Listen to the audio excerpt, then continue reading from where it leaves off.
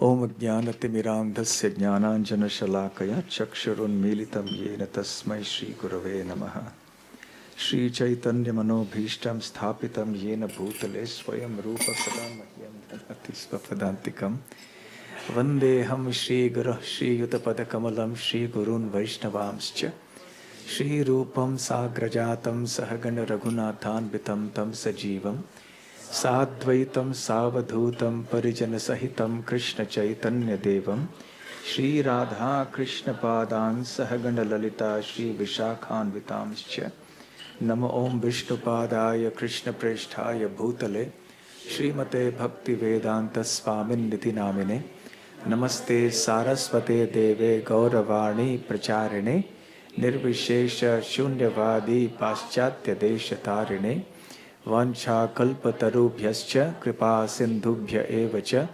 patitanam pavanebhyo vaishnavebhyo namo namaha. Jai Shri Krishna Chaitanya Prabhu Nityananda Shri Advaita Gadadhar Shiva Sadi Gaura Bhakta Vrinda Hare Krishna Krishna Krishna Hare Hare Hare Rama Rama Rama Hare Hare. So we just began a discussion on the 38th chapter of the 10th canto of the Srimad Bhagavatam entitled Akrura's Arrival in Vrindavan. This morning we heard a background leading up to this chapter. In this 38th chapter, the main theme is about Akrura's coming to Vrindavan and the kind of mood and consciousness he was in. So the lesson for us from this chapter essentially is going to be, when we go to Vrindavan, what should be our thought? What should be our feelings? What should the kind of prayers, what prayers should we offer as we go towards Vrindavan? So very significant, because we all go to Vrindavan sometime or the other. So we shouldn't think Vrindavan is some ordinary place, even though it looks like an ordinary place, in the sense that the same crowds, the same noise, the same dust, the same pollution, the same heat, not the same monkeys, unique monkeys, but still there. The monkeys here, monkeys there. In one sense same, because humans, monkeys, no difference. Everyone. So, very instructive prayers. So I was mentioning in the morning how Akrura began on the 12th day of the moon, the Dvadashi. He started out in the morning from Mathura on this brand new chariot that Kamsa had gifted, or not gifted, but given him to bring Krishna back, and he reached in the evening. And the kind of thoughts that were going through his mind as he was traveling, and which is why he lost his way so many times, and what a journey that would have taken much shorter time took him a very long time, almost a whole day. So in the beginning itself, Shukadev Goswami calls him Mahabhaga, very fortunate, the greatly fortunate, Gachanpati Mahabhago Bhagavati Ambujekshane. So this Akrura was a greatly fortunate devotee, and Bhaktim Param Upagata. Upagata means experiencing. Param means supreme or tremendous. So as he was Gachanpati, as he was going on the path towards Vrindavan from Mathura, his heart was experiencing intense devotion, intense love for Krishna. Bhagavati means unto the Lord, Bhagavan, Krishna. Ambuje Ikshane. Ambuja means a lotus. Ikshana means eyes. Krishna has lotus eyes. You know, devotees give Krishna his names. Actually, Krishna doesn't have any names. But he still has millions and millions of names, because devotees have given these names to him. And how do the devotees give Krishna his names? These names are based on the different qualities of Krishna, on his pastimes, on his messages, etc., on his qualities, pastimes. So can you name some names of Krishna based on his qualities? Shyama Sundar, what does it mean? Dark in complexion, Shyam. Who is dark complexioned, beautiful and dark complexioned. Sundar means beautiful, Shyam means darkish. So Krishna has a darkish complexion and is extremely beautiful. So devotees have given this name to him, Shyama Sundar, because of the quality of his beauty. Any other name based on the qualities of Krishna? Huh? No, that's not on the quality, that's on the pastimes of Krishna. Bhakta Vatsal, what does it mean? It means one who takes care of his devotees. One who takes care of his devotees, yes. But specifically, the word Vatsala comes from the word Vatsa, which means a calf. Have you ever seen the way a cow looks after her calf? So very protective and affectionate. So similarly, Krishna looks after his devotees like a cow looks after her calf. So Bhakta means devotee, Vatsala means very affectionate. So because of this quality of Krishna looking after his devotees with great affection, he is called Bhakta Vatsala. So there are numerous such qualities of Krishna, innumerable qualities. And according to these qualities, the devotees give him these names. You can also invent Krishna's names. Yes, I'm serious. You can call Krishna anything you like, provided it's true. And it's according to the rules of grammar. You can call him in any language. Prabhupada named the deities in London, Krishna as London Ishwar, the Lord of London. Paris Ishwar, the Lord of Paris. Very unconventional names. Because nowhere is a London or Paris in the Vedic scriptures mentioned. But he still, so he invented this new name. It's valid, yes? Would Facebook Taraka apply? Be a valid name? Facebook Taraka. One who delivers you from the agonies of Facebook. Is it? So you can give names provided you follow the rules of grammar and it is factual. That means it actually pertains to something bona fide. And the theme of the lotus and the various parts of Krishna's transcendental body is a very recurring theme that comes up very, very often. And lotus eyes. So, how many words in English for lotus? 5? How many? Any synonyms for lotus? I don't know, maybe one, lily, water lily, but that's a different family. Still, eye, how many synonyms for eye in English? Ocular, ophthalmic, something, you can think of some names. Okay. But the Sanskrit language has dozens and dozens, maybe 50, maybe 100 synonyms for lotus. Maybe another 50 or 100, I don't know how many for eye. So take all these. Once I made devotees do that exercise. Put down all the synonyms and I say combine all of them. And you get all the names of Krishna. Not all, but you get so many names of Krishna. Rajiva is one name, with lotus. Lochana is eye, so Rajiva Lochana. Or a Kanja Lochana. Kanja Netra. Like that, there's so many names of eyes, lotus. You combine them and that's one name of Krishna. The one who has lotus eyes. Similarly, lotus feet. One who has lotus feet. So here, Ambujekshana. Ambuja means the lotus, Ikshana means the eyes. So Krishna has lotus eyes. He has so many names. It's a wonderful exercise, a hobby if you feel bored anytime. Start doing this. For a devotee, there should never be any boredom actually. Yeah? Anytime any devotees feel bored, then you know something's wrong. There's always something devotional to do in Krishna consciousness. So the point here is that as Akrura was moving on his chariot towards Vrindavan, his heart was filled with great devotion for Krishna. So we should also feel such devotion when we go to Vrindavan. So we should remember that and remember Akrura's example. Evam etat achintayat.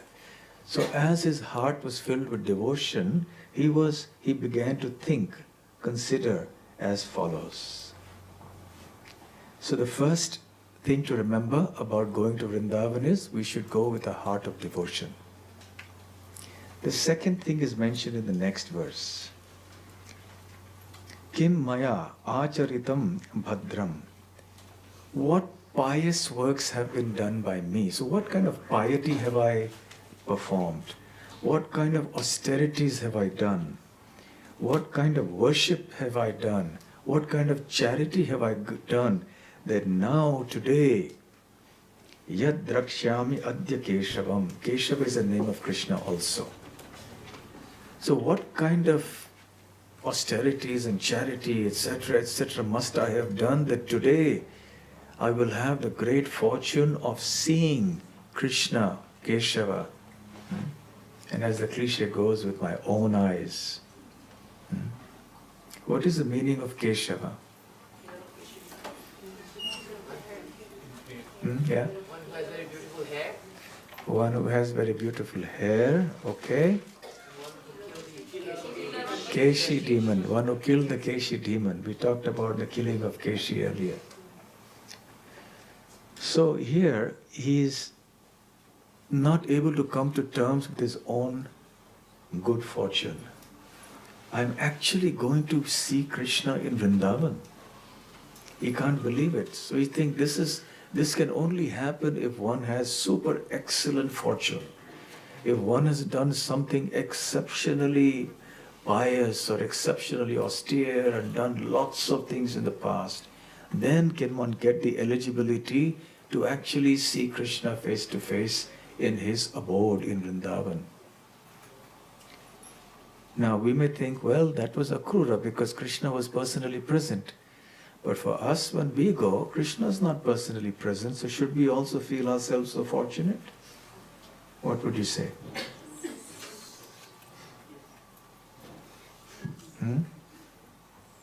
Krishna is personally present. That's the point. He is personally present in two ways, in many ways actually. One, he is present in the form of so many deities. Just some of them, their names we chanted here a while ago. So when you see Krishna's deities, you're actually with Krishna, seeing him face to face. Then, you also see Krishna's devotees who are chanting his names, who are speaking his pastimes, which are also not different from Krishna. So you see Krishna through your ears, which is a very important way of seeing Krishna. And unless you have seen Krishna through your ears, you will not be able to see him through your eyes, you will not be able to appreciate it. So it's very important to hear Krishna Katha. Then we will be able to relish the darshan of the deities. You know, when a new person comes into a temple, who is unacquainted completely with the ways of devotional service, he or she doesn't know what to make of this deity. It's just a stone statue for that person, yeah? And he wonders, what's this fuss about? Everyone's looking around, singing, everyone's standing with folded hands, gazing at the deities with so much affection, and this person can't understand what's there. Because that person hasn't heard about Krishna yet. But those who are standing with folded hands and gazing with devotion at the deity of the Lord, they have heard. And therefore they are able to see with the right vision. So seeing with the ears is very important.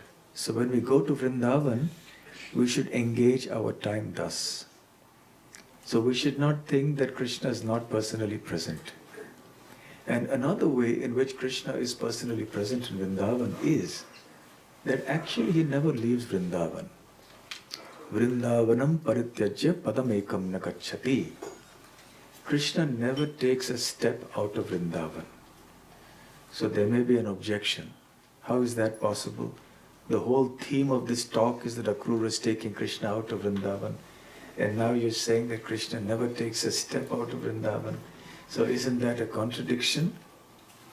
No, it's not. Because Krishna performs two types of pastimes.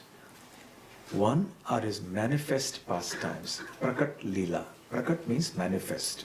Leela means a pastime.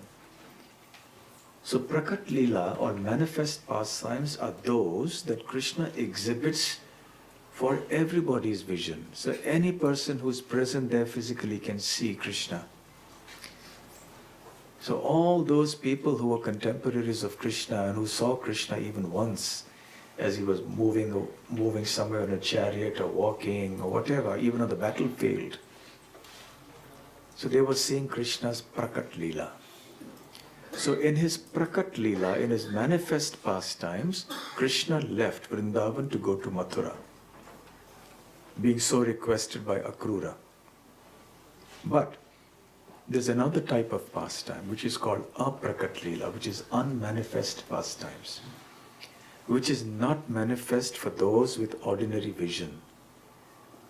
That vision is possible only for those whose eyes are smeared with the ointment of love. As Brahma says in the Brahma Samhita, Premanjana Churita Bhakti Vilochanena Santah Sadaiva Hridayeshu Vilokayanti Yam Shama Sundaram Achintya Gunasvarupam Govindamadi Purusham Tamaham Bhajami. I offer my respectful obeisances unto Govinda, who resides in the heart of all living beings, and those great devotees whose eyes are smeared with the ointment of pure love can see him within their hearts as Shyama Sundara, the beautiful dark complexioned Lord. So therefore, the great devotees are constantly seeing him from inside, and they may be able to visualize his Aprakat Leela also. So in the Prakat or manifest form, Krishna has left Vrindavan. But in the unmanifest form, he continues to remain in Vrindavan eternally. Because Vrindavan is his eternal home. So the unmanifest pastimes are still going on even now. There are many people who go to Vrindavan, and they go especially to places like Seva Kunj and in that Nidhivan. And there are some places where Radha and Krishna used to meet, and some Rasa Leela was performed, the gopis would come there. So these are very sacred places, the topmost sacred places in the universe. Places very confidential. But there are some people who take devotional service very cheaply, and they do not understand what kind of spiritual purity and advancement and understanding is required before one is eligible to see the pastimes of Krishna with these eyes. So they think that they can steal into the compound, into the complex of Nidhivan at night, and then see Krishna. They hide behind the bushes and see Krishna. So this kind of thing is there often in Vrindavan. So as devotees following Chaitanya Mahaprabhu's mission, we should be very cautious to not get deviated by such false ideas. It's not such a cheap thing. Srila Bhakti Siddhanta Saraswati Thakur would say, don't be so eager to see Krishna.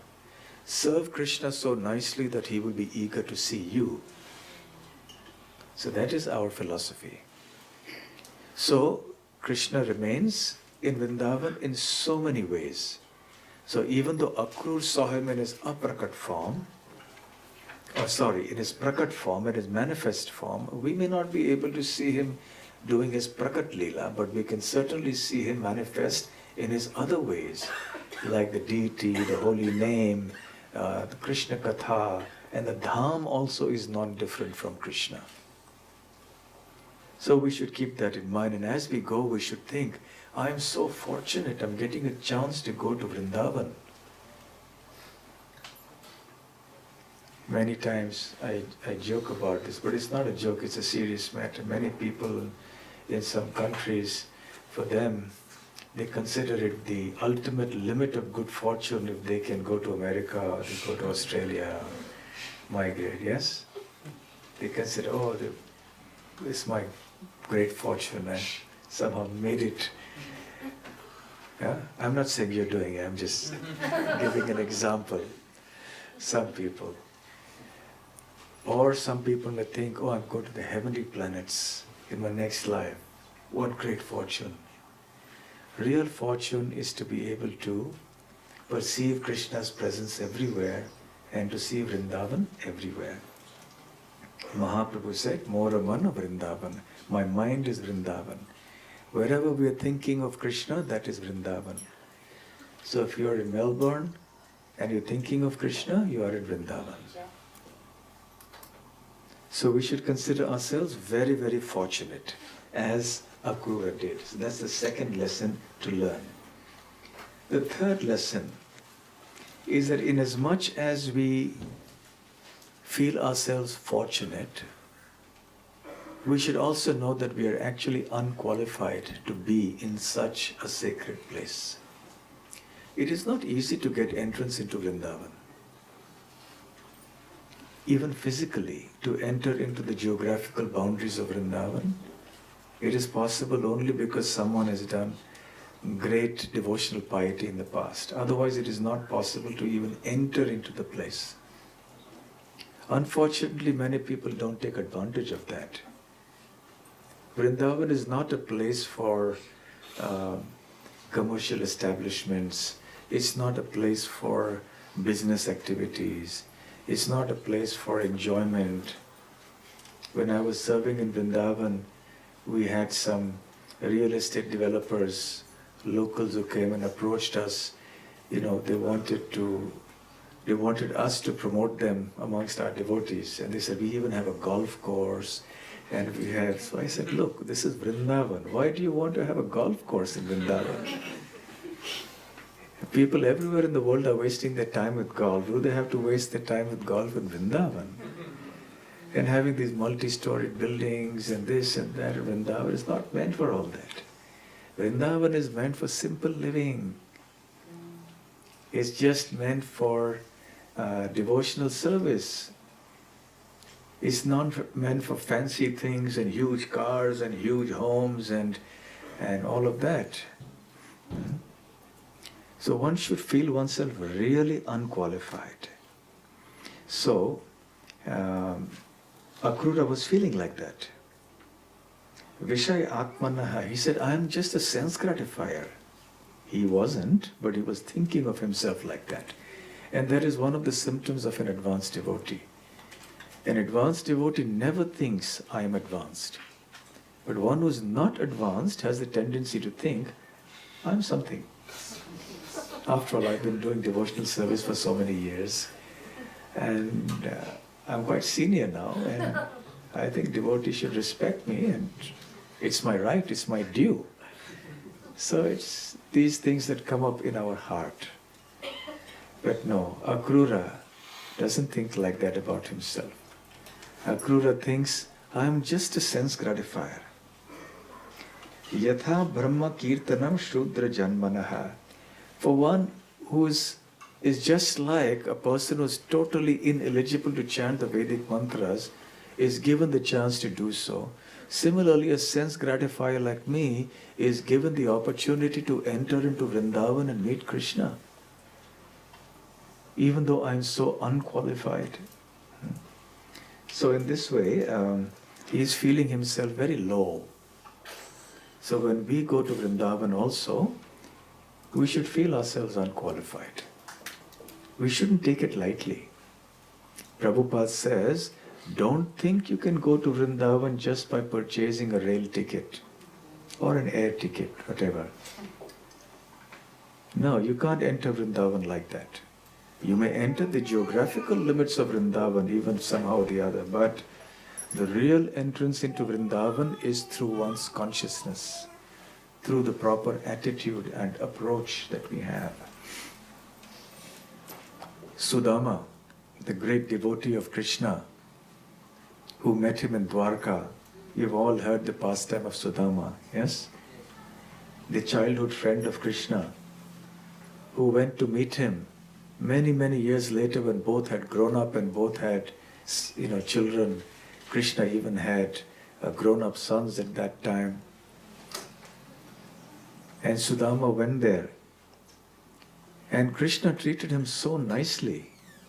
He made him sit on his own bed. He washed his feet personally with his own hands. And then he massaged his feet to take away all the tiredness because Sudama had walked all the way. He fanned him personally. He did arati of Sudama.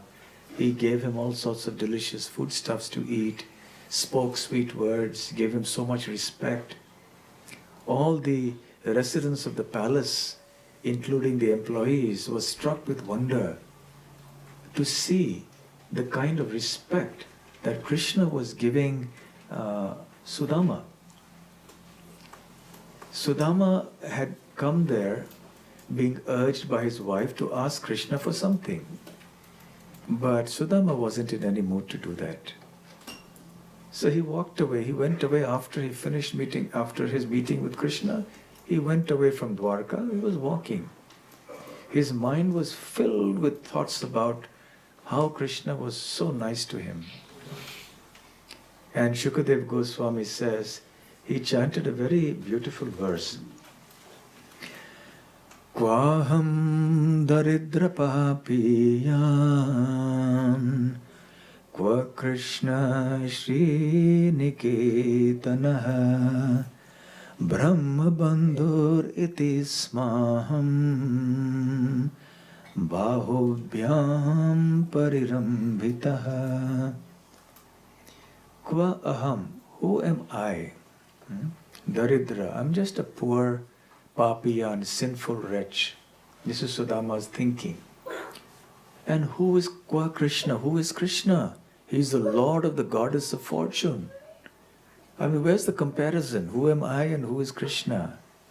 Yes? And yet, what did Krishna do?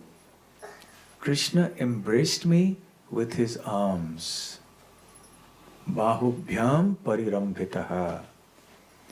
So he's feeling himself completely unqualified, and yet he has got this extraordinary fortune. So Akrura is also feeling like that. Then further Shukadev Goswami mentions that Akrura is thinking, okay, enough. Ma evam, don't think like that now. Don't think so negatively because, what is my qualification? How can I ever reach Vrindavan, etc. It is known, but by mercy, anything is possible. By the mercy of the Lord and the mercy of the devotees, anyone can sometimes, by great fortune, cross over the ocean of material existence. Shukadev Goswami says, he uses the word Kala Nadya. Kala means time, Nadya refers to the river. There's a deadly river that flows in this world. You know what it's called? How many rivers are you familiar with? Many famous rivers, yes? Nile, Amazon, Ganga, and what are the rivers here in Australia? Huh? Gala River. Yara, okay, Yara River. Sorry, yes, sorry. I won't make that mistake again, I remember. So there are many rivers, the rivers of water. And sometimes people die, the boats capsize, they're swimming, they sink. Sometimes these things happen, even in the Ganga. But there are many people who cross over without any problem. But there's this one river which has 100% fatality.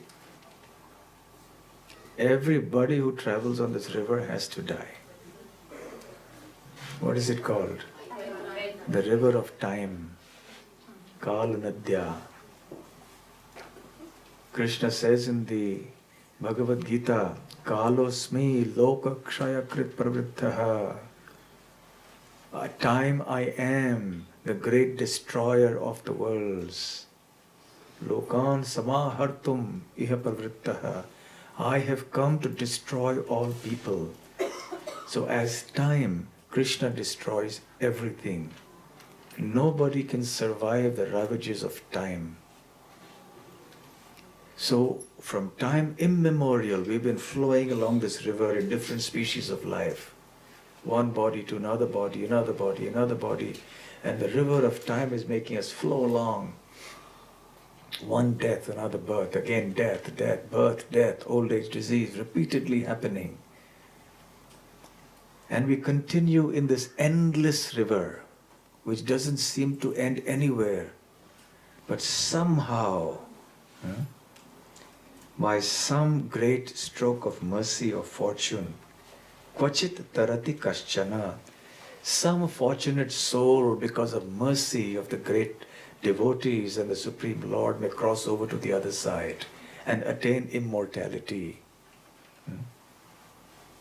So therefore, even though I'm unqualified, yes, these things happen, Akrura is thinking, because of mercy, because the Lord is so merciful. Samsara bhramite kono bhagya keho tare, nadira pravahe jano kashta lage tire. In the Chaitanya Charitamrita, Sri Chaitanya Mahaprabhu says, after wandering throughout the material universe, by some stroke of good fortune, some living entity, some soul can cross over. Nadira pravahe, by the river of samsara, of material existence, somehow he can cross over to the other side of an other shore. Just as a log of wood can sometimes be taken from one side and it can reach the shore on the other side. I don't know whether they do it in Australia, but in Canada it used to be the case. They have lumberjacks who cut the logs of wood, and they float it along the river and send it downstream to the factory, which may be hundreds of miles away. So they cut the tree and they float it down and it goes. And then somehow it reaches the shore, the bank, and they probably have some mechanism to extract the timber. So similarly, the different living entities in this world have been flowing in this river of time, knocked about here and there, knocked about. And some fortunate soul, by the mercy of the Lord and the devotees, comes onto the shore. And he's salvaged. His life is saved. He attains immortality. And you all know the story of Chitraketu from the Srimad Bhagavatam. And this example comes up there also about how our life, our existence in this material world is like a blade of grass or a twig or a small piece of wood which flows down a river of water. And at different points in time, it comes together with other pieces of wood and blades of grass and so on, stays for some time, and then the waves of the river disperse those things again. And this twig comes in contact with another set of twigs and grass, blades of grass. It disperses, comes in contact with another set. In this way it goes on and on and on. So similarly, the living entity moves from one body to another body, one set of friends and enemies and relatives and family and so on.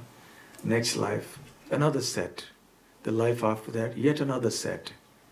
We don't know who we were in the last life, who our friends were, our family members were. We don't know. But somehow or other, kono bhagye karo sansarak shayon mukha hoy. By some fortune, there comes time for somebody's term of material existence to expire. Time has come. When does that time come? Sadhu sange tabe Krishna rati upajay. When that person comes in contact with the association of devotees. In the sangha of devotees, by doing devotional service, taste for Krishna consciousness and attachment to Krishna arises. And that is the ultimate limit of good fortune. So Akrura is realizing the quality and the importance of mercy, that now he has got a chance to go to Vrindavan. And so should we. We should also feel this. Without mercy, I am not eligible to be here in this place. In the next verse, very interesting. Akrura is thanking Kamsa. And he's saying, Kamsa is so merciful. Generally, you don't associate a demon with mercy, isn't it? You associate a great devotee with mercy. So he says, Kamsa is so merciful upon me. Although Kamsa's intentions were devious, very criminal, but ultimately the fact of the matter is that it's because of Kamsa that Akrura got a chance to go to Vrindavan. So therefore he is thanking Kamsa. Today King Kamsa has shown me extreme mercy by sending me to see the lotus feet of Lord Hari, who has now appeared in this world. Simply by his effulgence, the effulgence of his toenails, many souls in the past have transcended the insurmountable darkness of material existence and achieved liberation. So also, we should thank all those who are responsible, partly or completely, for sending us to Vrindavan. And remember, you also have to thank those who may have created so much trouble in your life that you had to go there. It's not only the ones who gave you a little money, okay, you're short of money, please go, gave you some donation, or they gave you some guideline, they said, okay, I'll help you, we'll give you some. That's fine, that's wonderful, you should thank them too. But you should also thank those who have given you a hard time. Now you realize, I have to go to Vrindavan, this is my shelter. I've had enough, now I just want to go and take some time off and seek shelter at Krishna's lotus feet. So we must thank everyone, including our so-called enemies who have given us so much pain and frustration. It's because of all that that ultimately we're moving here. Nobody would become a devotee of Krishna if there wasn't any suffering in this world. Why would anyone? If everything was just wonderful and just sense gratification without any karmic reactions, everyone would just be enjoying life. But this is not the spiritual world, this is the material world. So it's designed for suffering. And it's quite amazing to see how Krishna can send his mercy to us in different ways, through different instruments. Sometimes our family members, sometimes our friends, sometimes some strangers, sometimes the police, sometimes whoever. They can come into our life in such a way. And we may be extremely grief-stricken at that, but then we should realize ultimately this is Krishna's mercy. And it is helping us to take deeper shelter of Krishna. So we have to thank all those who have helped us on the way to Krishna, on the way to Vrindavan. The next thing that we learn from Akrura's travel from Mathura to Vrindavan is that we should glorify the Lord's lotus feet as we are going there and be eagerly anticipating the darshan. Oh, I'll be reaching Vrindavan and then I'll go to Krishna Balaram Mandir and I'll have darshan of Krishna Balaram's lotus feet and I'll be able to have darshan of Radha Shyama Sundar. Then I'll be able to go to Govardhan and take darshan of Giriraj. So we should meditate upon this. Even in material life, people understand the value or the happiness that is experienced in anticipating something, and that is more than the happiness of actually doing that act. You look forward to a good meal more than, the enjoyment you get there is more than when you actually start eating. Yeah, it's okay, it's not bad. Shakespeare also says this. I think Merchant of Venice. Yes, he says, when you look forward to something, the happiness you feel is more in anticipation than in the actual experience of that. So even on the material platform, they appreciate these points. But in spiritual life, of course, it's that and more. If we go in the right consciousness, then Vrindavan can be a life-changing experience. Forever. But if we don't go in the right consciousness, then there will be some benefit, but not that much. So we see here, Akrura now is meditating upon the lotus feet of the Lord as he's going there. And he's thinking, Yad architam brahma bhavadbhihi suraihi shriyacha devya munabhisa satvatehi. Oh, those lotus feet of Krishna, they're meditated upon by great demigods, great sages, the goddess of fortune, Lakshmi Devi, so many saintly personalities, the yogis, they're all meditating on the lotus feet of Krishna. And those lotus feet are now traversing the land of Vrindavan. Go charanaya anucharais charat vane. So, upon those lotus feet, the Lord walks about the forest while herding the cows with his companions. So Akrura is thinking about the lotus feet and all that it does, all the actions. And it is precisely because Vrindavan's dust is ornamented with the marks of Krishna's lotus feet that it becomes such a treasure for the residents of Vrindavan. We think of treasure in terms of gold and diamonds and money, but the devotees of Krishna think of treasure in different terms, which non-devotees cannot just understand.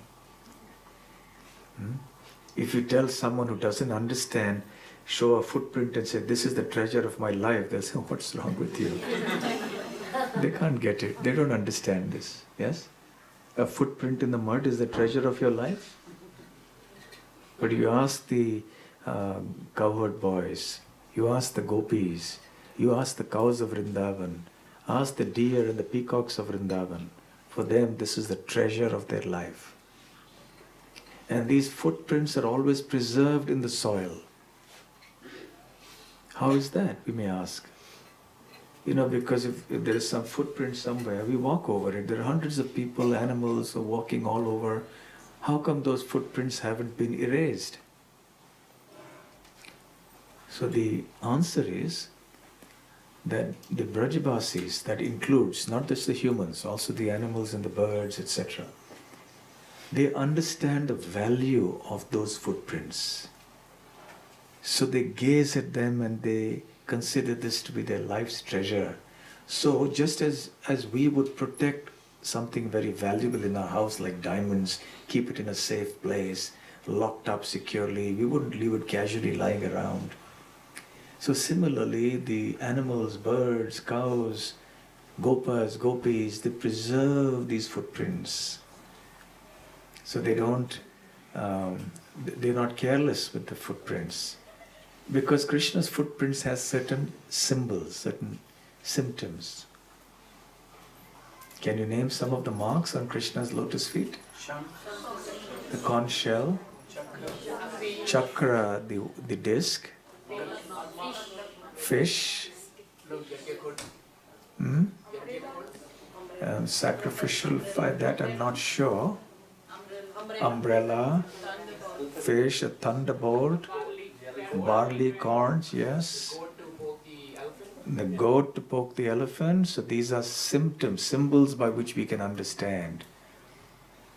So if someone says, I'm an incarnation of the Lord, sir, please show me your lotus feet and let me examine and see if you have all these marks. And no, sir, tattooing will not do. It'll have to be naturally appearing there. So they could immediately understand these are Krishna's footprints and these are other footprints. So they would preserve these footprints very nicely. Huh? So see, the whole world of Krishna consciousness is something quite different from the rest of the world.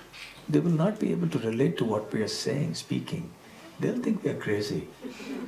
Actually we are, they are right. It is our good fortune to be crazy about Krishna. They're also crazy. They're crazy about Maya. We are crazy about Krishna. You have to be crazy about something. A few days ago was Gopashtami. Yes? How many of you heard about Gopashtami or heard the glories of Gopashtami? On Gopashtami? Okay. And a few days ago I was in Sydney, so I spoke on this topic. I was briefly mentioning there, of course that's the day on which Krishna graduated from being a calf herder to a cow herder. So before Krishna was graduated to become a calf herder, Mother Yashoda wanted him to wear footwear to go into the forest because she was afraid that there were so many thorns and pebbles on the path to the forest that his soft lotus feet would get pricked and hurt. So when she asked Krishna to wear the footwear, he said, "No, I won't. See, for us, the cows are so dear. How can I wear footwear when the cows don't? If you want me to wear footwear, then the cow should also wear it." And Mother Yashoda gave up the idea. Because there were 900,000 cows. And each with 2 pairs of legs. So getting so many pairs of shoes, not exactly easy. So he didn't go with the footwear. He went bare feet. And because of that, his lotus feet imprints were found on the dust of Braja. And therefore Vrindavan, and now because Vrindavan had manifested on the earth was also considered more fortunate than Vaikuntha, where the Lord in his 4-armed form resides as Lord Narayan. That is a place where the Lord is worshipped with quite a bit of awe and reverence. Whereas in Vrindavan, there is not much awe and reverence. There is only pure, spontaneous intimacy of love. So in Vaikuntha, Lord Narayan walks, but he wears footwear. So the land of Vaikuntha is not decorated with the footprints of the Lord. Whereas the land of Vrindavan and of Mother Earth was decorated with footprints of Krishna. So Akrura is thinking about those lotus feet and he's glorifying them. And this is of course a very important theme that comes up in devotional literature about Krishna's lotus feet and how Vrindavan is so fortunate, etc. So then we remember Krishna's lotus feet as we travel to Vrindavan, following in the footsteps of Akrura. The next point that Akrura meditates about is Krishna's incomparable beauty. So that's why now you can well imagine as Akrura sitting there, he's got his reins in his hand, he's moving on, but he's thinking of all these things. The horses go wherever they want. And then he suddenly realizes, oh, where am I? Okay, go this way. Goes again, he gets into his deep meditation. And he's thinking about Krishna's beauty now. Drakshyami nunam. Now, for certain, Drakshyami, I am going to see. So he's anticipating that darshan. Su kapola. Kapol means cheeks. Su means beautiful, nice. I'm going to see Krishna who has beautiful cheeks and a beautiful nose. Smita avaloka aruna kanja lochanam. So Smita Avaloka. Smita means smile, a gentle smile. And glances, so smiling glances. So Krishna is famous for his sideward smiling glances. He smiles and gives a sideward glance. That is his classic pose. Yes? You'll see Krishna playing the flute and he's giving a sideward glance. So that is called Smita Avaloka. Avaloka means a glance. So a smiling glance. And Aruna Kanjalochanam. Aruna means reddish. Aruna is the charioteer of the sun. So you've seen the sunrise? The sun looks a little reddish. During sunrise and sunset, only when it rises, then it becomes yellowish, golden color. But otherwise, when it's near the horizon, it is reddish. That's called Aruna. So that period is also called Arunodaya. So Arunam, so his eyes are a little reddish. And he says, Kanja Lochanam. Kanja means lotus, Lochana means eyes. Remember what I said about lotus and eyes? Here's another expression, Kanja Lochana. So you can call Krishna Kanja Lochana. So he's now in his mind picturing Krishna's beauty. His beautiful cheeks, his nose, his reddish, lustrous eyes, and he's imagining the smiling glances. Mukham Mukundasya Guda Alaka Avritam. He is also seeing Krishna's beautiful face, which has been encircled or framed Avritam by an alaka with a lock of hair. That's the trademark. You see that picture of Krishna over there? And near his ear, do you see that curl, the side lock? That curls the picture of Radha and Krishna over there, the central picture. That is the alaka. So Akrura is imagining that alaka, that thing.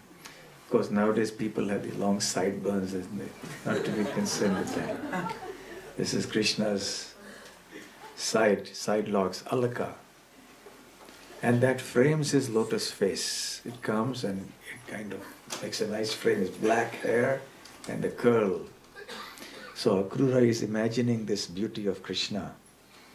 And then he sees also something else.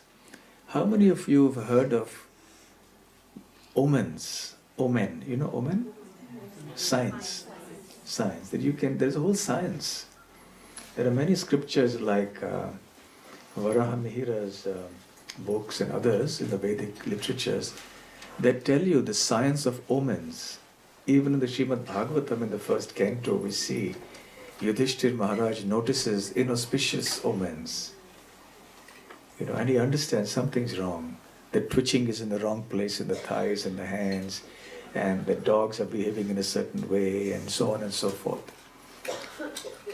So by studying nature, great sages were able to understand cause and effect, or indicators in nature. So by looking at certain things, they knew that this forebode something auspicious or inauspicious.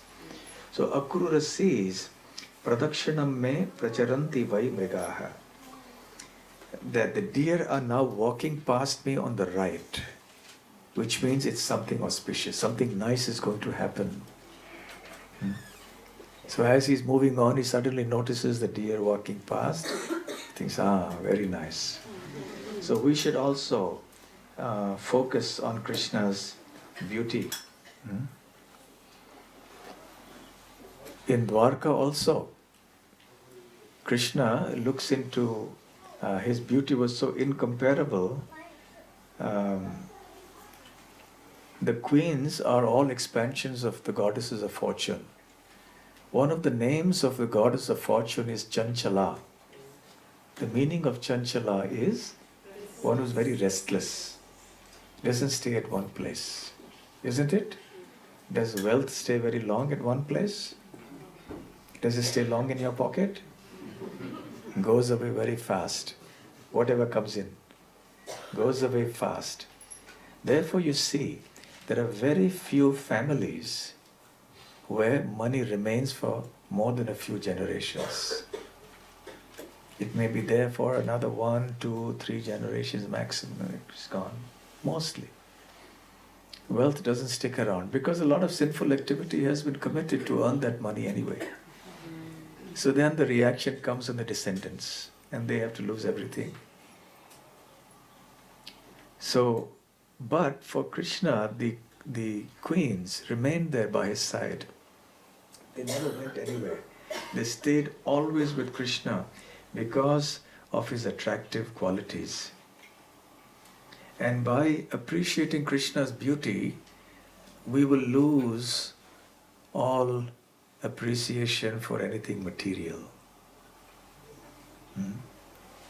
So this should be the goal of our life. When will the time come when I will be able to appreciate Krishna's beauty? So the gopis of Vrindavan, they are not happy with Brahma, the creator, because they think he's really made some major mistakes in designing the human body. What has he done? He has given us eyelids that blink. And that's a blunder. Why? Because eyes are meant to see Krishna. The eyelids keep blinking for that fraction of a moment, you can't see Krishna. So imagine if Krishna is there in front of you and he's there for some time and you lose those valuable fractions of moments because your eyes are blinking. What kind of creator is this? So they're violating a certain etiquette, yes, but they're beyond all etiquette. There's a nice verse in the Gopi Gita says, Atati yad bhavan ahani kananam trutir yugayate tvam apashyatam kutila kuntalam shri mukham chate jada udikshatam pakshma kridrisham. So the gopis are praying, Atati, when you go wandering, Yad Bhavan, oh dear Lord, when you go wandering, Ahani in the daytime, Kananam in the forest, then even a small moment seems to pass like a long time when we don't see you. Tvam apashyatam. So not seeing you even for a moment seems like a very long time. Looks like an entire age has passed. And then we consider the demigod or the creator Brahma to be very incompetent because he has made these eyelashes and eyelids which constantly blink. Atati yad bhavad ahanikananam trutir yugayate tvam apashyatam. A truti, which means a fraction of a second, appears like a whole millennium. Kutila kuntalam shri mukham chate. And we just think that your Sri Mukham, your beautiful face, is encircled by that Kutila Kuntalam, that curly lock of hair, that alaka. Jada Udikshatam Pakshma Kridisham, that creator is quite dull-headed. He's made a big blunder by making the eyes like this. So they don't mean any offense in the sense, it's just their spontaneous devotion that's speaking like this. So there are many, many nice verses about Krishna's beauty in the Srimad Bhagavatam and elsewhere also. So as we go to Vrindavan, we should reflect on Krishna's beauty. Perhaps we take a few pictures of Krishna with us, carry the Bhagavatam or Gita and look at Krishna and say, yes, Krishna, I'm coming to your land, and we try to appreciate his beauty.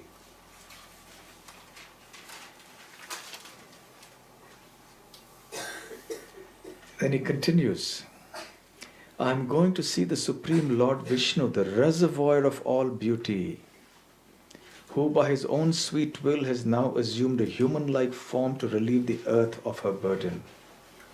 Thus there is no denying that my eyes will achieve the perfection of their existence.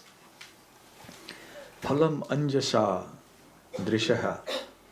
So the perfection of my sight and my eyes is that I will see Krishna. Manujatvam indicates human-like.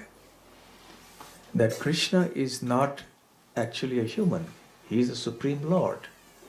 So Manujatvam indicates that in his original form, he is very human-like. He has 2 hands. Lord Narayan has 4 hands in Vaikuntha. But in Vrindavan, Krishna has 2. And that is his original form. And because he appears like a human, so many people who do not understand Bhagavad Gita and Srimad Bhagavatam, they think he's also just another human being. And Akrura uses the word Lavanya Dhamnaha. Lavanya means beauty. Dham means the abode. So Krishna, who is the reservoir or the abode of all beauty originates from Krishna. Srila Prabhupada says in one place that the beauty of nature is only a reflection of Krishna's beauty. So as we were coming here to Govinda Valley, we saw so much of beautiful scenery, rolling fields and hills, very, very picturesque, very scenic, very soothing, a sight for sore eyes. And especially top it on, you had some cows grazing there. Yes, wonderful situation. So it's very soothing when we see that. But when we see that, we should also in our mind remember Krishna. If Krishna's energy, if Krishna's reflection is so beautiful, then how much more beautiful Krishna must be. Of course, sometimes the material nature shows us her true side, her dark side, her ugly side when she gives pain and suffering and cruelty and so many other negative qualities. Then we should imagine this is Krishna in his form as time. He's teaching us a lesson that this is not the place to be in. So Akrura is now appreciating further Krishna's beauty. The Bhagavatam also speaks of Bhushana Bhushanangam. Krishna is the ornament of the ornaments. Rather, the ornaments on the body become beautiful, look more beautiful when they're on Krishna. Generally, people decorate themselves with nice clothing and so on, and ornaments to look beautiful. And because of those jewels or whatever else, nice clothes, they look beautiful. But Krishna's beauty is not necessarily increased by these jewels and other things. It's rather the jewels become more attractive because they're on Krishna's body. So there is much to say about Krishna's beauty, and also we need to know that the Lord has descended, as Akrura says, by his own sweet will. He is not bound by his karma.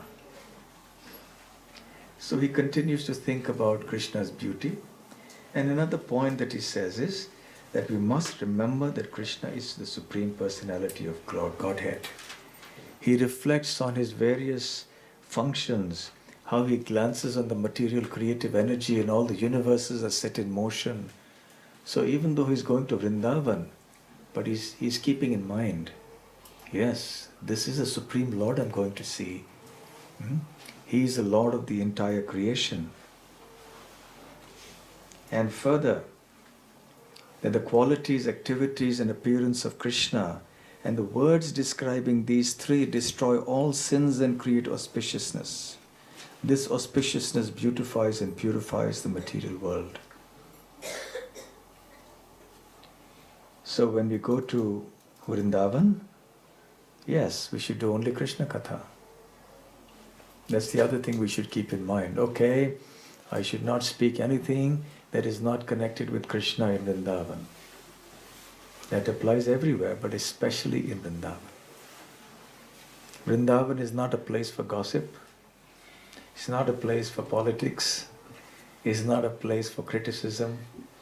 It's a place only for talking about Krishna and hearing about Krishna. And because we can manifest Vrindavan anywhere, in any city. So wherever devotees are coming together to hear and chant about Krishna, that is Vrindavan. So there should never be any gossip and criticism at all. Then Vrindavan will manifest in our heart. To the extent we take pleasure in discussing materialistic things, and especially criticism of others, to that degree Krishna will not manifest in our heart. So in this way Akrura continues on. Each verse can be discussed for a long, long time because these words are so nice, and Shukadev Goswami has explained it so beautifully. But let me summarize now the points that Akrura kept in mind, and therefore the points that we should also keep in mind when we go to Vrindavan. Let's recap. Number one, when we go to Vrindavan, our hearts should be filled with devotion. Number one. Number two, we should appreciate and understand our great fortune to be able to go to Vrindavan. Number three, we should realize how unqualified we actually are, but still we are able to go to Vrindavan. Number four, we should feel and understand that this is only the mercy of Krishna and Krishna's devotees, and Krishna's mercy may come even through non-devotees, as it came for Akrura through Kamsa. So anyone positively or negatively who has influenced us to go to Vrindavan, we have received their mercy, and therefore the next point is we should be very thankful to them. One of the points he also mentions is that one should glorify the Lord's lotus feet and anticipate early darshan, and then reflect on his incomparable beauty, and we should only speak and hear about Krishna. In one of the verses here, he also speaks about offering of obeisances. So when I reach, I will offer obeisances to the Supreme Lord's lotus feet. Today all my sinful reactions have been eradicated and my birth has become worthwhile. Offering obeisances is very important. Krishna says, Mam Namaskuru. Mam Namaskuru means offer obeisances unto me. Which verse is that? Man mana bhava mad bhakto madhyaji mam namaskuru mame vaishyasi satyam te pratijane priyosime. My dear Arjuna, always think of me, become my devotee, worship me, offer your obeisances unto me, and you will come to me without fail. In truth, I assure you this. So the offering of obeisances is something very important and fundamental in our devotional practices. One time, when I was in another country, another temple, I met one gentleman who was born into another religion, but he liked to come to the temple. He would listen to Bhagavatam class, he would participate in Kirtan, he would take prasadam, he liked the devotees. So he was becoming a devotee. I don't know if he was actually chanting on japa, but he was very favorable at coming. And then one time he told me, there's one thing only I can't do in Krishna consciousness. I said, what's that? He said, offering obeisances. I said, why? What's the problem? He says, because I've been brought up by understanding that you can offer obeisances only to God. So I said, that's precisely what we're doing, because that's the deity. Yeah, but we don't accept that any statue can be deity. I said, it's not a statue, it's a deity. You've been hearing Bhagavatam classes. This is a deity, not just a statue. And the Lord has a form. He's not some formless spiritual light. He has a spiritual form. But he says, I know, I've heard all these things, but I just can't do it. I just can't offer obeisances. Because it's so deep in my heart, although I like Krishna consciousness, I like the devotees, but I can't bow down. What to speak of bowing down before the devotees? That's something quite different. Even for the Lord in front of the temple, he says, no. So see, if anybody is offering even one obeisance to Krishna, how fortunate that person is. So gradually one builds up one's capital of devotional credits, and one day one will become a staunch devotee. In the Nectar of Devotion, Rupa Goswami says, one cannot compare the value of offering even one obeisance to Krishna with even tons and tons of pious activity that may be performed. In fact, it's an offense to even try to compare it, because one is completely spiritual and the other is material. And offering obeisances in Vrindavan, the results are manifold. And in the dhams like Mayapur, even if you sleep, you get the benefit of offering obeisances. If you're lying down in bed, because you're lying flat. So you get the benefit of offering obeisances. So that's the benefit of going to the holy places. Of course, that doesn't mean that I'll just go to the dham and sleep. So don't get me wrong, and don't quote me out of context. Yeah? It's called Kaimutya Nyaya, the logic of if this much for this, how much for that. If simply by lying down and sleeping you get so much benefit in the dham, imagine the kind of benefit you will get if you actively offer obeisances and do devotional service. Unimaginable benefit. There is a certain etiquette and a procedure in offering obeisances. And we'll conclude today's session with some demonstration of how to offer obeisances and how to not offer obeisances. We need some volunteers. Any volunteers? Okay, please come forward. Now here are the deities. Can you please show us how to offer obeisances to the deities?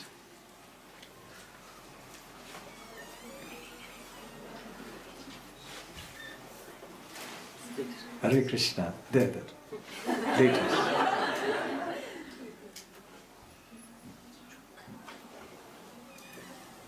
Okay, so is he doing it right? Yes, perfect. Thank you. Now, can you just repeat it if you don't mind? But pull your hands together under your head. Yes. Is that correct? No. Your hands have to be outstretched. When you offer obeisances, your hands have to be outstretched. And can you take one hand back? And just offer one hand holding a bead bag and the other hand.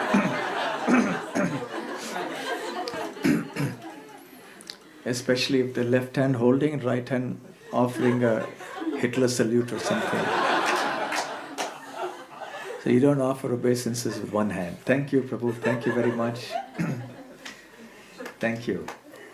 No, you don't have to. So this is the correct and the wrong way of offering obeisances. For ladies, how does one offer obeisances? This is called a Shashtang Pranam or the full Pranam. Dandavat. Danda means a stick. Vat means like this. For ladies, you bend. It's called the Panchanga Pranam. Yes, you just bow down at your knees and your elbows and you offer obeisances like that.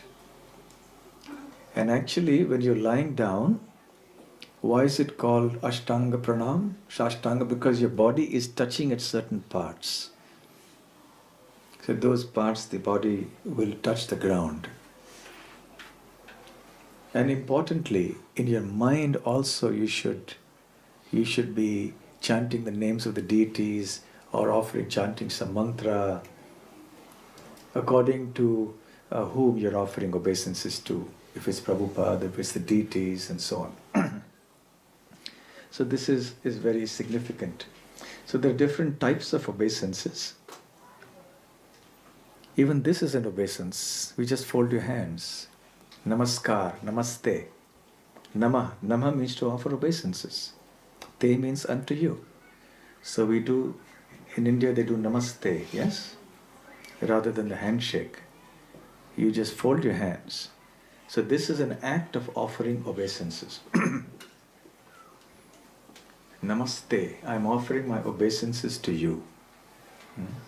So also when we greet each other saying Hare Krishna, we're saying Hare Krishna, actually with this action we are offering obeisances. So with every obeisance that we offer, we are destroying volumes of sinful activity and going one step closer in our devotion, pure devotion, one step closer to Goloka Vrindavan.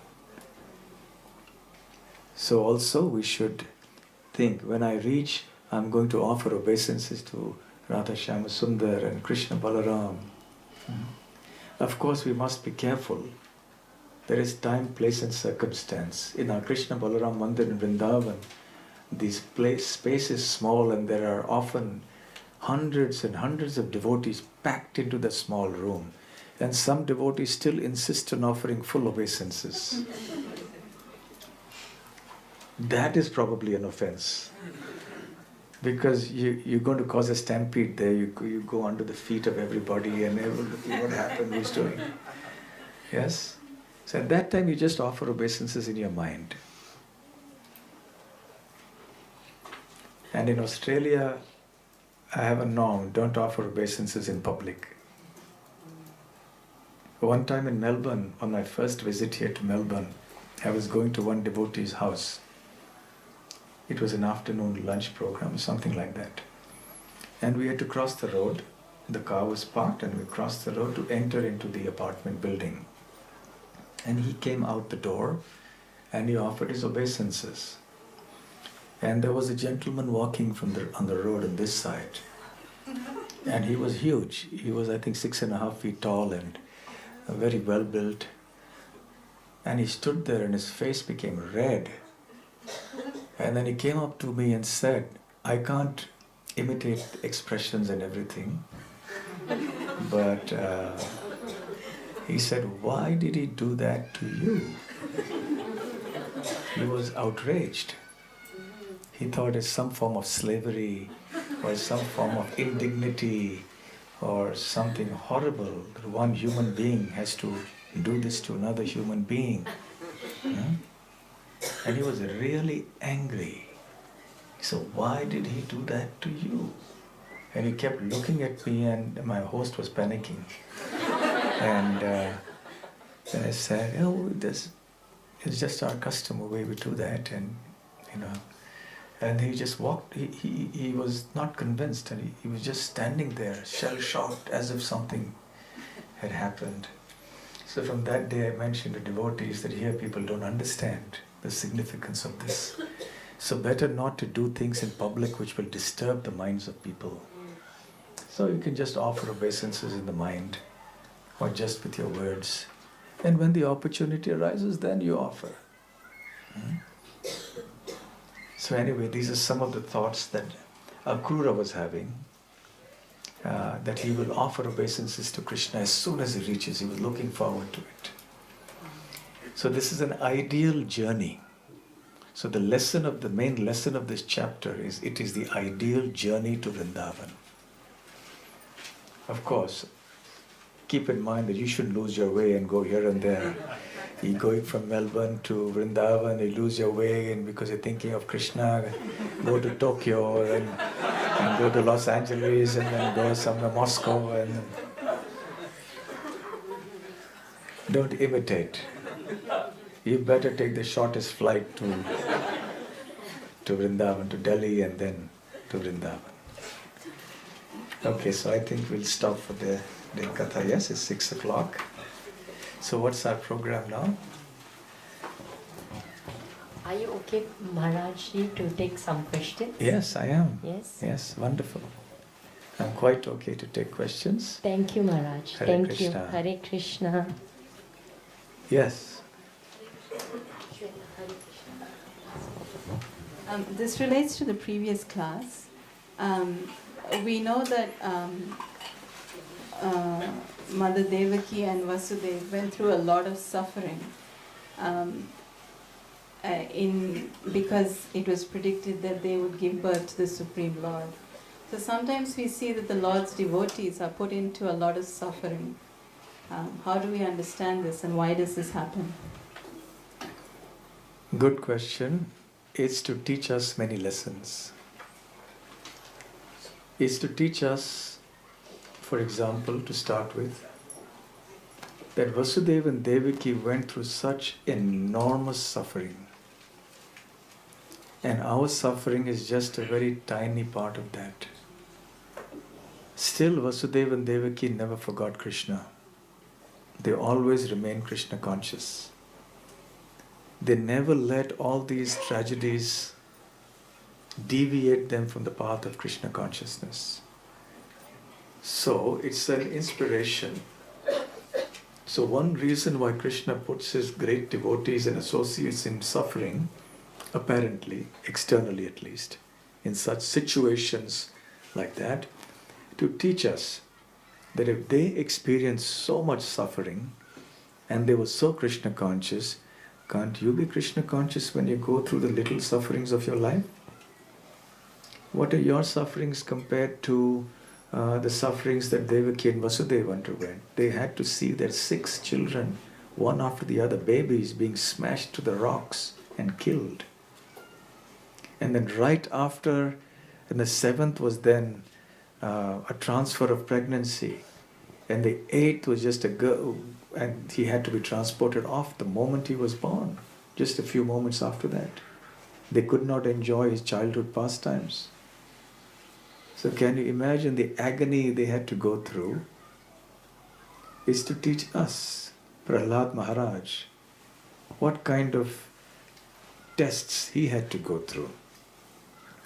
So when we go through our tough periods in life, we should think, at least no one's throwing us off from the top of a cliff. At least no one's throwing us into a boiling pot of oil. No one's throwing us into the fire. At least no one is putting us under the feet of a mad, intoxicated elephant to crush us. At least no army is attacking us with spears and weapons and, so then we realize that our sufferings are very small in comparison to that which these great devotees underwent. Therefore, why should I give up my Krishna consciousness because there is some trouble in my life? So that is one reason. The second reason is to illustrate to the world how great Krishna's devotees are. That even though they go through all this, they never give up their Krishna consciousness. To exhibit the glory of their devotion, they are put into such situations. And sometimes, also additionally, the great devotees may be put into difficulty because there may be some very minute traces of contamination still left. And Krishna wants to cleanse that off. And finally, even for those who don't have it, the traces of contamination, Krishna may do that to simply increase the intensity of their love for him. Like he did for the Brajavasis. So these are some reasons why Krishna's associates may have to go through such difficult situations. Any other questions? Yes. If Krishna is there in the Aprakita form in the Vrindavana, the gopis are lamenting. Gopis are pure devotees. That means they are visible to the Aprakita form of Krishna. Why they feel apart from the Krishna? Okay, the question is that the gopis were lamenting after Krishna left Vrindavan in the manifest pastimes. So if Krishna is always present in the unmanifest form, why were they lamenting? In one sense, the gopis are always with Krishna because they're always thinking of Krishna. They couldn't stop thinking of Krishna. That is the special feature of the intensity of their devotion. But because they are present in Prakat Leela, and they had experienced Krishna's presence in Prakat Leela, so therefore they are lamenting in Prakat Leela. And that lamentation, our acharyas explain, is the highest stage of devotional ecstasy. That material lamentation is grief. But lamentation in separation from Krishna is a kind of grief, but it's a kind of grief that gives you intense spiritual ecstasy. Something that cannot be understood unless we actually experience it. So they were never actually away from Krishna. Only physically Krishna went away, but they were always thinking of him. But physically they were feeling that separation. Okay, any other question? Oh, so many questions. Okay, yes. Where is the mic?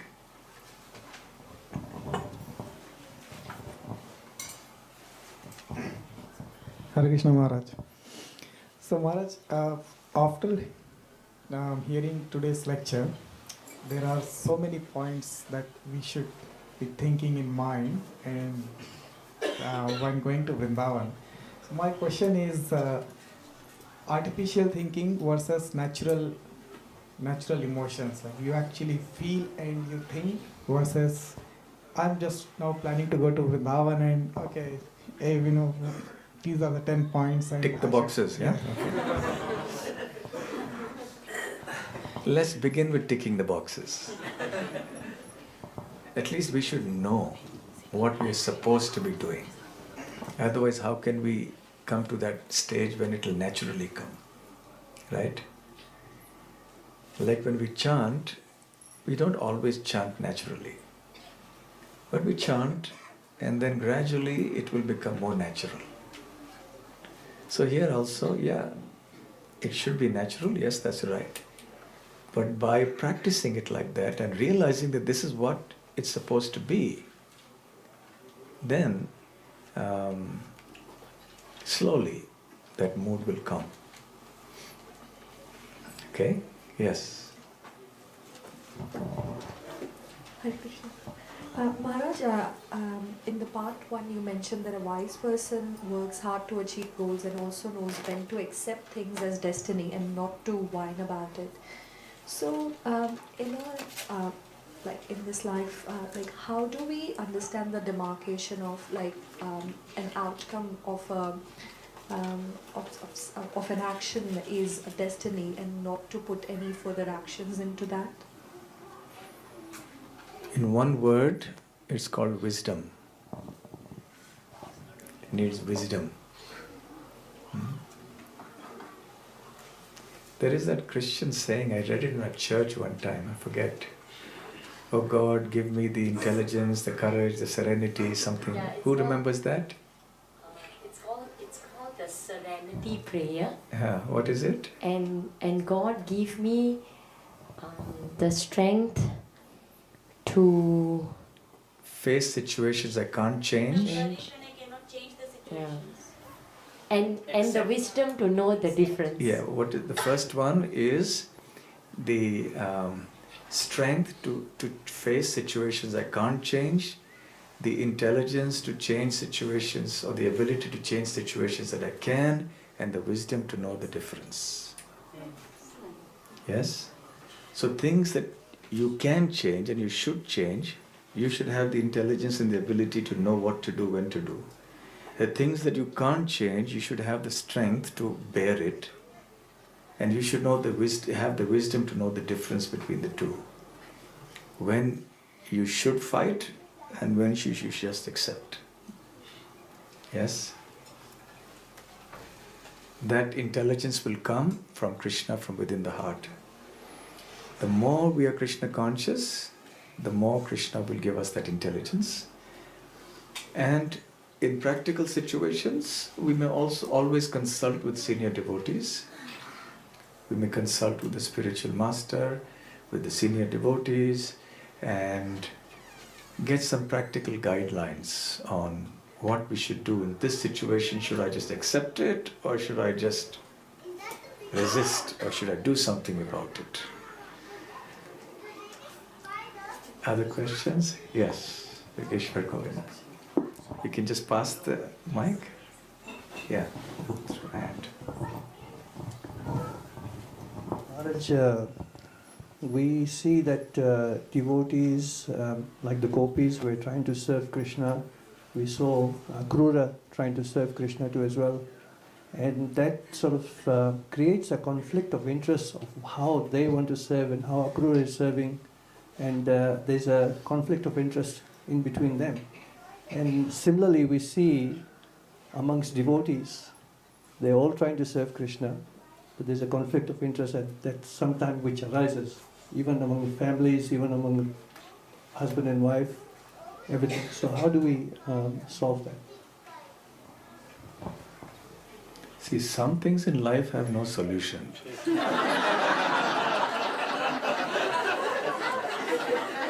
Especially when you talk of family situations. And, you just have to accept. Right? You know that joke, you must have heard that joke, it's quite popular in ISKCON.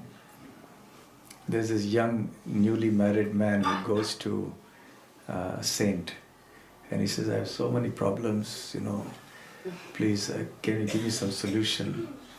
So the saint looks very kindly at the young man, pats him, says, son, if I had a solution, do you think I would have become a sadhu?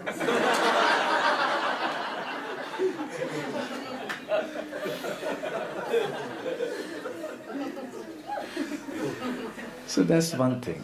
That is, yes, there are certain things in life we just have to accept. At a practical level, sometimes there are no solutions to things. It's just the way it is. If everything had a solution, this place would not be the material world. The ultimate solution is Krishna consciousness. At a practical level, we can try. Number one. And number two, on other aspects, yes, your point is a good question, that the gopis wanted to serve Krishna in one way, and Akrura wanted to serve Krishna in another way, and there was so much tension between them. Because the gopis felt Akrura as a threat, because he was taking Krishna away from them. And they named him as Krura, not Akrura. That means the one who's cruel. So, how does one see that? And even in our devotional service, we see that one devotee wants to serve Krishna in one way, another devotee wants to serve in another way, and there may be a difference of opinion, and what should we do? That is natural. It happens even in Goloka Vrindavan. But the point is, if we are truly centered on Krishna, if our intention is pure and it is focused only on Krishna and there is no trace of any self-interest or no trace of ego or no other kind of manipulation or deceit behind that, then we should understand that is not a material thing. That's a spiritual thing. But because such things may spoil relationships between devotees, they may cause misunderstandings between devotees, so devotees must also learn the art of dealing with devotional service and dealing with people. We must learn these skills so that unnecessary problems are not created. If you handle things right, then intelligently and develop the skills that are needed to do a certain service, then the problems will reduce drastically. In Sydney, at one gathering of devotees, I was just mentioning a simple example of how sometimes everyone wants to serve, but because somebody didn't do something right, they end up arguing and they have, some kind of misunderstanding. I was giving the example of one program I went to many years ago. It was at a university, and the people who were organizing the program were very busy with something, and somebody didn't manage things right. So the publicity wasn't done in advance, and then they forgot to inform the kitchen in the temple about the prasadam. That had to be done last minute, and then it was brought in a rush. Someone was supposed to bring it, it didn't bring the serving spoon, and all sorts of chaos happening. And then there were arguments. You were supposed to do it. No, I thought he was to do it, but nobody told me I was supposed to do this. So because of lack of proper communication, lack of proper planning, so unnecessarily so much happened. If somebody had just with a cool head planned out the whole thing well in advance, done it properly, there would not have been any misunderstandings. So many of these sort of misunderstandings happen because of bad planning, not thinking things through, not being careful about things, just taking things casually sometimes. And sometimes these things may also happen because of inadequate Krishna consciousness. So there will always be differences in style and differences in approach, because that's because we are individuals. And as individuals, we will all be different. And we shouldn't be afraid of differences, because it's bound to happen. We can't expect that everybody will like apple and nobody should like a mango. It can't be like that. We're all different individuals. So we all serve Krishna with our own internal inspiration, and we want to serve Him. So we have to facilitate everybody's serving spirit and try to see how that can be dovetailed together so that it's done in the most harmonious way. And sometimes there will be little ripples.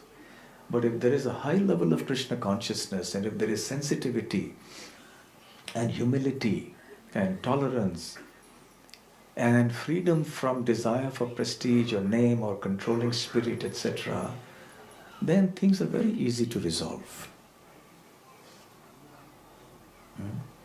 So it shouldn't be my way or highway, or my way or no way. Then there are problems. So devotees are humble by nature. So then things get resolved very easily. Correct? Any other question? Yes. I think at the back.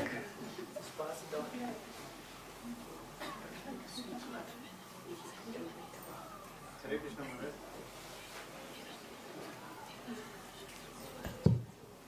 Hare Krishna Maharaj. Hare Krishna.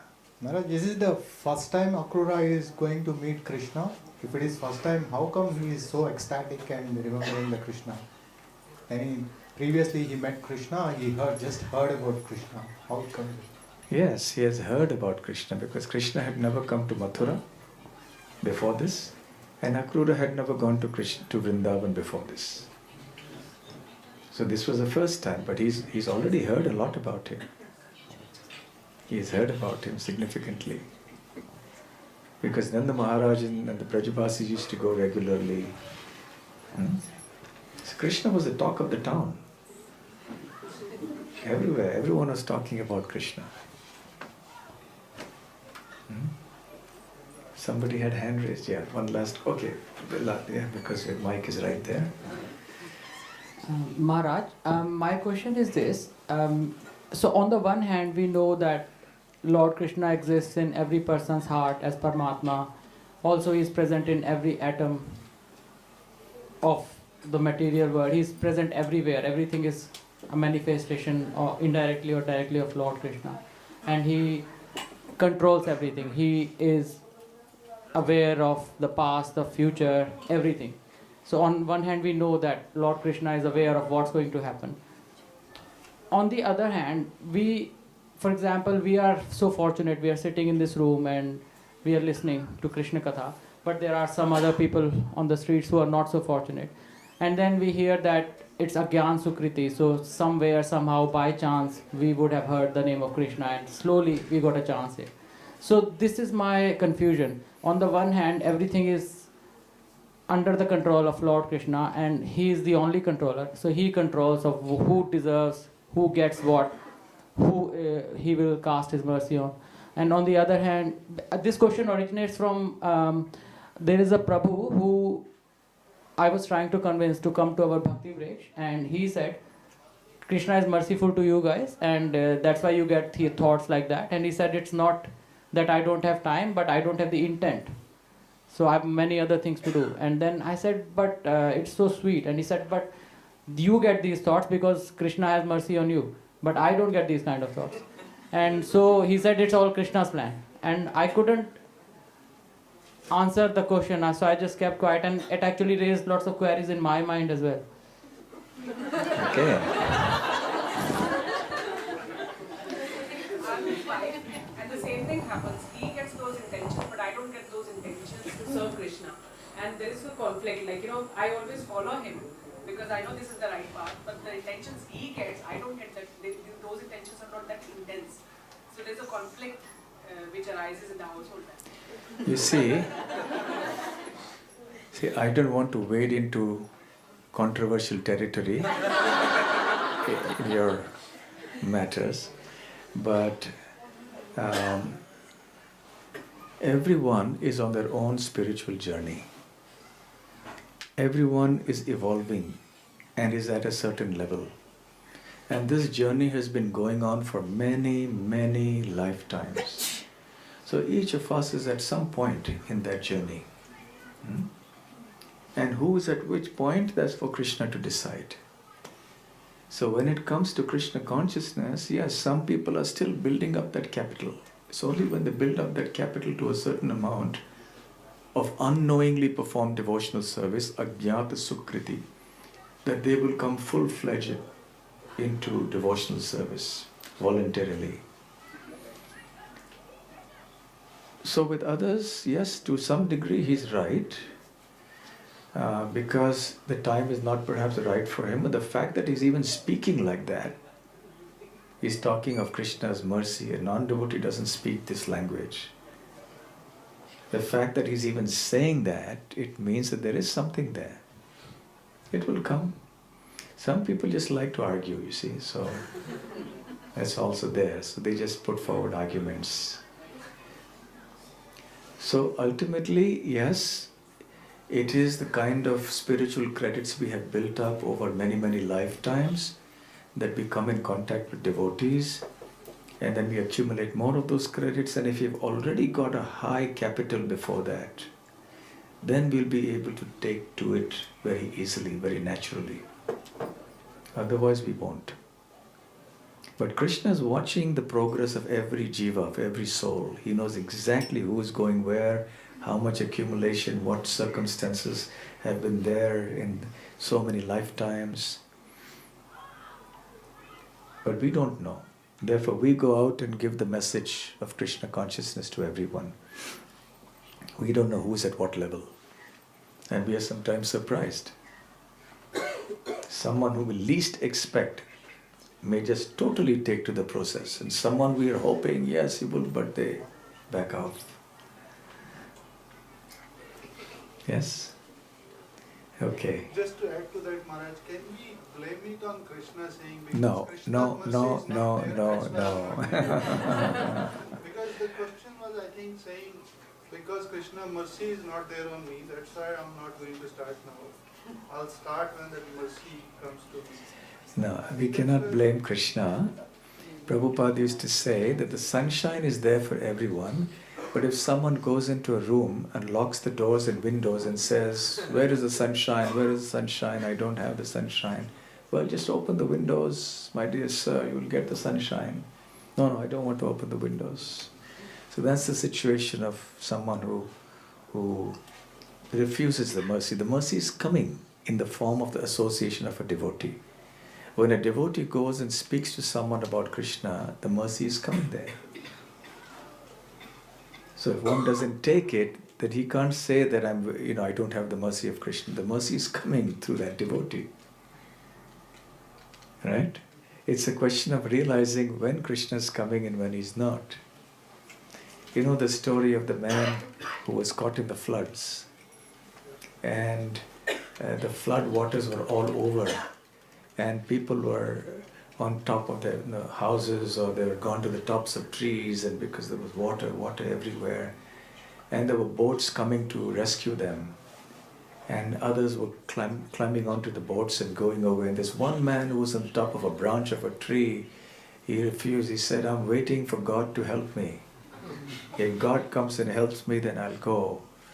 And then second boat came, third boat came. Come on. He said, no, I'm waiting for God to help me. And eventually, those people couldn't force him, so the boats left and the water rose and he died. And then he went up there for his decision making, for his judgment. And he said, but why didn't you come, dear Lord? He said, I came 3 times. I came in the form of the boat, but you didn't see me, you didn't understand. And you rejected my mercy, my rescue when I came to rescue you. So similarly, when people say, I don't have Krishna's mercy has come in their life, but they don't recognize it. So we cannot blame Krishna certainly for this. Okay, so of course now there's no more Damodarashtakam. Oh, we have to wait 1 whole year, 11 months again now. Such a beautiful period has passed. Yesterday was the last day. Are you all feeling separation from Kartik month? Yes. Only 11 months more to wait. We're back. But still, we can recreate the mood of Kartik by engaging in nice devotional service. Hare Krishna. Hare Krishna. Thank you very much. Hari Bol.